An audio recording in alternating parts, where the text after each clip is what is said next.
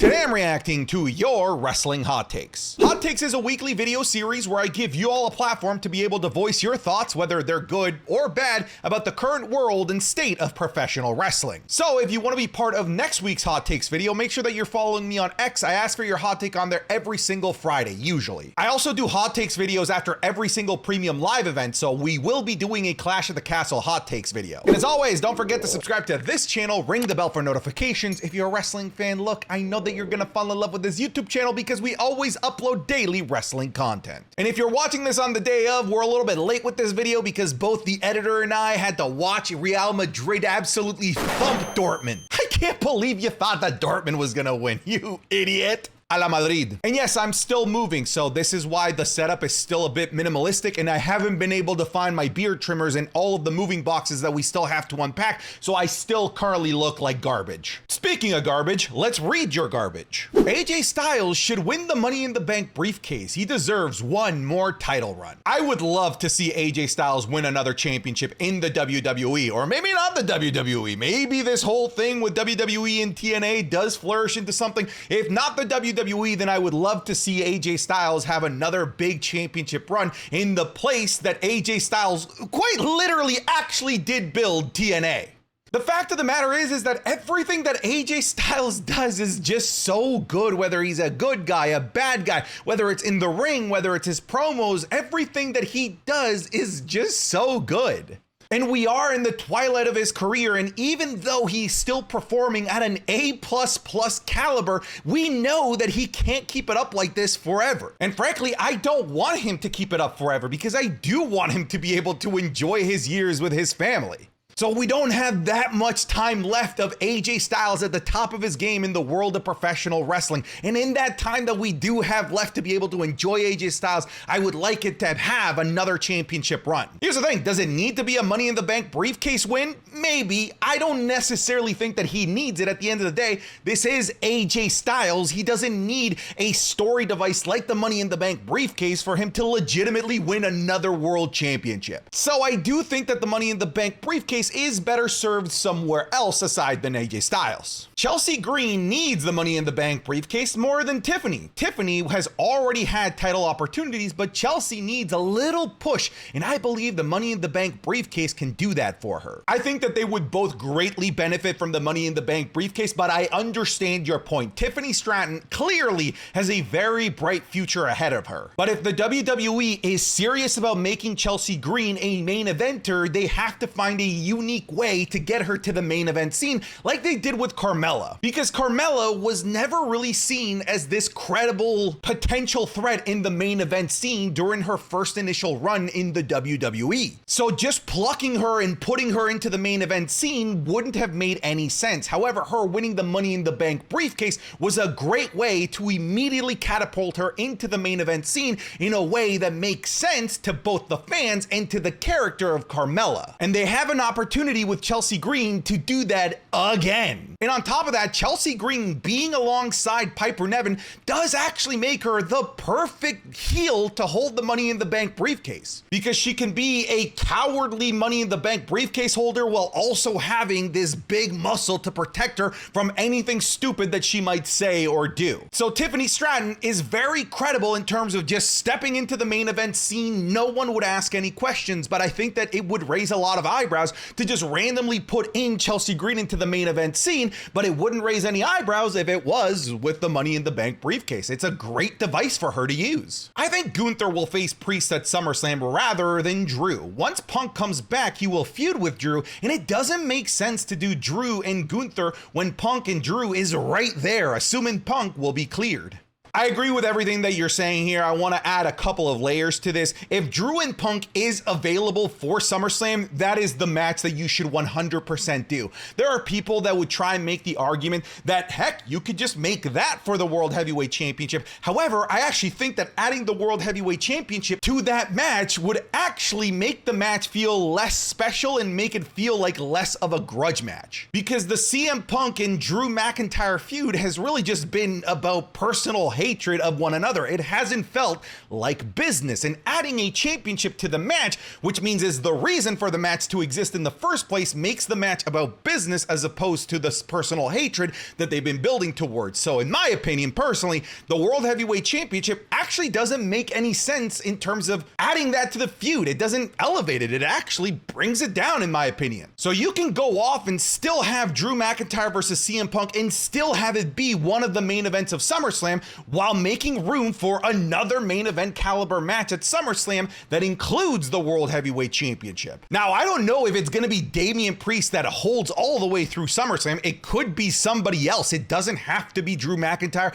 It doesn't have to be Damian Priest. It could be Jey Uso, for example. So I can only really truly speculate about Drew McIntyre, and to me, like I said at the beginning of this, if Drew and Punk is available, no title is needed. WWE signing Logan Paul is one of the best decisions of all time. It's easy to say this right now because it hasn't backfired on the WWE, but that was one of the biggest concerns at first because of Logan Paul's social media presence not always necessarily being the most positive. We thought that that was going to blow up in WWE's faces, but it hasn't. And because it hasn't, it's led to nothing but great things for the WWE and Logan Paul. It's given us great matches. It's given us great feuds. It's lined the pockets of both Logan Paul and the WWE with the title sponsorship of Prime. So I'm sure the WWE probably thinks that they made a pretty darn good bet with Logan Paul. And as a fan, I personally love Logan Paul in the WWE. Andrade deserves to be in the title hunt instead of a faction war that's not really going anywhere. I don't hate the idea of Andrade getting a one-off title opportunity against Cody Rhodes because Cody Rhodes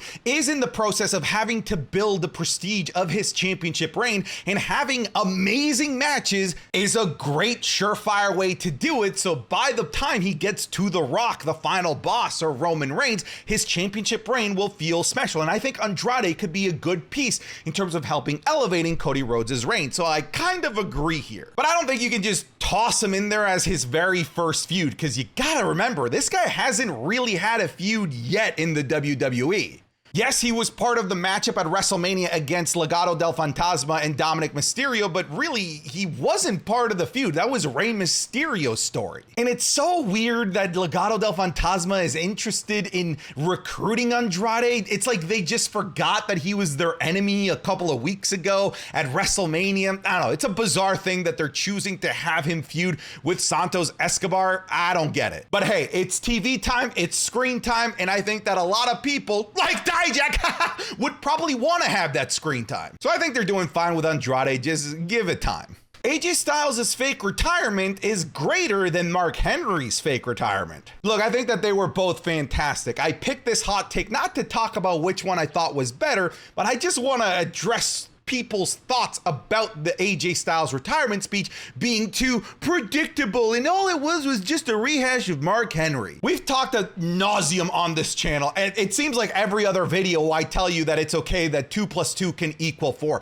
Predictability in the world of professional wrestling, please let this sink into your head. Predictability is not a bad thing. In fact, I dare say that unpredictability, for the sake of being unpredictable, that's a bad thing. That's Vince Russo booking in the late years of WCW that ultimately killed that promotion. But here's the thing, just because you could predict it doesn't mean that everyone could predict it, because the Mark Henry segment, knock knock, sorry to make you feel old, was a really long time ago. We're looking at over 10 years. So there is an entire crop of wrestling fans that never saw that. But because you saw it and because I saw it, we thought that it was predictable. But here's the thing, in my opinion, that's not WWE being lazy and rehashing something that they've done before. Because like I said, a lot of people didn't see it coming because they never saw the Mark Henry retirement angle from 10 years ago. The way that you should look at it is more of an Easter egg. It's a little wink, wink, nod, nod to the fans that had been with the WWE for so long. That's WWE rewarding you for sticking around for so long. That's what Easter eggs are all about. That's what nods to the past are all about. They're there or to reward the longtime viewer who has stuck around with whatever piece of media that is. So I don't think that it's right for people online to go around making fun of people that didn't see it coming or whatever. Was it predictable? For me and you, it was. I saw it coming a mile away, but it doesn't mean that it was bad. It was still a fucking awesome segment. Jey Uso's title window is seeming to get smaller and smaller. I know he wanted to win one this year, and I do too, but with him undoubtedly being thrust back into the Bloodline picture when Jimmy and Roman return, both Raw titles being wrapped up in longer storylines, it seems it may be a while before we actually see him win singles gold. It's possible. I think that you might be onto something here. However, I'll play devil's advocate and say that maybe him being a champion of some regard could be the thing that triggers him joining back into the Bloodline story. Because how many times have we seen Jimmy Uso cost Jey Uso a championship match? At this point, it's just too damn many to list. So Jey Uso finally winning a championship could be the way that Jimmy comes back into the picture, Roman comes back into the picture. Look, I don't know. I'm just spitballing here. I'm just tossing out ideas. But I do get it. It does seem like there is a bit more of a stranglehold on both championships across all brands, and it doesn't seem like Jey Uso's hands are around the stranglehold of any of those championships. And yes, I've said it before, but I'm going to say it again. Jey Uso is the biggest babyface on Monday Night Raw. He's not in this title picture going into Clash at the Castle because it's in Scotland. And it's the only place that a heel like Drew McIntyre will be treated like the biggest babyface on the planet. So it's the one premium live event where they don't need the top babyface of Monday Night Raw. They could get away with a heel versus heel matchup because the dynamic of heel versus heel in that match will still feel like heel versus face. But that's not the same case with Money in the Bank, which is right there. And just maybe to throw a bit more speculation, I don't think that Gunther versus Damian Priest makes any sense, because that would also be heel versus heel unless you're at some point gonna turn Damian Priest babyface. And you might be saying, well, we're doing Drew McIntyre versus Damian Priest. That's heel versus heel. But like I said, it is heel versus heel, but not in the eyes of the people that are in attendance that particular day. On that day, Drew's a babyface. So for SummerSlam, it makes sense to me for them to go back to the traditional heel versus babyface. I think it very well could be Gunther challenging a champion Jey Uso. That's not my prediction. I'm just throwing that out there as a possibility. AJ Styles beats Cody Rhodes at Clash at the Castle. I know there's a lot of love for AJ Styles, but I don't see it happening. It's very predictable that Cody Rhodes is going to win, but again, it seems to be the message of this entire video that predictability isn't bad. We are still gonna have a banging match. Wouldn't be surprised if this turns into an entire trilogy throughout the summer, kind of like Cody Rhodes versus Brock Lesnar did last summer. Forget what I said about Tanga Loa. He can hoop. Yeah, he's been looking pretty good. That matchup on SmackDown, he looked pretty slick. The reason I really picked this one is because so many people messaged me that Tanga Loa sucked, and I didn't let any of those messages get to me. I wanted to make my own assumptions when I actually got to see him work in the ring, and so far, so good. Maybe that's a good example of why you shouldn't necessarily listen to the mob mentality on Twitter. The AJ Styles retirement segment was nowhere near close to the Mark Henry segment, and to be honest, we should just retire that angle. I actually don't know if you're being ironic with the whole we should retire the retirement angle. I don't think that you are. But no, don't retire it. Again, this was 11 years ago. Enough time has passed where you can reuse it. And enough times will pass eventually down the line where you can reuse it again. Look, if Hollywood is consistently rehashing narratives and scripts and movie series from the past, then I think WWE can dip into the well of the past and use some things as well. TNA and NXT working together is perfect for each show, as it brings NXT fans to watch TNA and TNA fans to watch NXT. In terms of fan cross-pollination, to me, it's TNA that benefits far and away the most. If you're watching TNA, that typically indicates that you're a hardcore wrestling fan, and if you're a hardcore wrestling fan, odds are you probably are already watching WWE TV, including NXT. Again, chances are, I'm sure that there are exceptions to that rule. However, NXT, I do think benefits greatly, especially after the draft, where I think that the talent pool of NXT got completely massacred and raided by the main roster. They lost so many big names across both the men's and the women's division, where it kind of feels like NXT right now is in a bit of a reset period, where a lot of people who are now being called up from NXT Level Up are being built up as credible characters on the main NXT show, but they're gonna need time. When I look at the main event scene of NXT, both the men's and the women's, like, it's pretty sparse, honestly. But adding the TNA talent pool adds people who are instantly ready to be in front of cameras, to have long-standing feuds, to have great matches, because a lot of the people, I say probably everyone in the TNA roster, is a seasoned veteran that is probably more seasoned than the majority of the NXT roster. So it gives the NXT roster an infusion of talent into the main event scene and their mid-card across both men's and women's. So I do think it's very beneficial to both companies. I feel like there's a disconnect with LA Knight challenging Logan Paul out of nowhere in today's episode when Logan just came from his feud with Cody Rhodes. I mean, I get that's what we want, and I do too, but it just sort of feels forced to me. I know why it feels forced to you. I do think that they pulled a trigger just like a week or two way too early, because I do think it would have landed so much more if Logan Paul is out in the ring cutting a promo, telling the world how he's awesome, telling the world to go buy Prime, 20 calories, 0 grams of sugar, tons of electrolytes, and then you hear the LA Knight music hit. It just sort of seemed like LA Knight, like you're mentioning here, brought up the Logan Paul thing out of nowhere. What was missing was Logan Paul. They could have done it on this recent episode of SmackDown, and it wouldn't have felt rushed if Logan was there. It just sort of felt like it came out of nowhere. Am I excited? Fuck yeah, dude. I am nitpicking, honestly, but I get what you're seeing, though. Liv's title reign has already surpassed Rhea's, and it's only been a week.